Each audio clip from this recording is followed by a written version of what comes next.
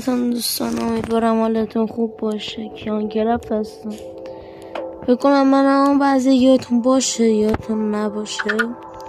من خیلی وقت ویدیو براتون نداشتم، معذرت میخوام از همتون که نتونستم ویدیو بذارم. برای مشکلات گوشیم بوده که من الان کلا گوشیم LCD نداشت، کلا LCDش به چوخ سگ رفته بود. معذرت هم میخوام، فوش شدم. کار دیگه دوربینم رفته بود، همه چی شده بود گوشیم. بعد نمیتونستم باش کار بکنم دیگه، نمیشد، نتونستم. بعدش جنگ شده بود، گوشیم درست شد، جنگ شد، نتونستم براتون ویدیو بذارم. خیلی اصلا برام سخت بود.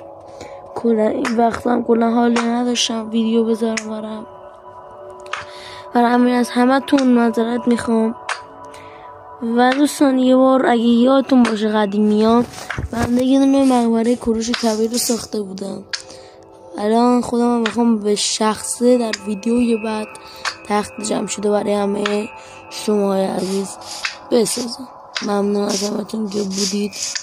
خدا یار و نگهدار شماست.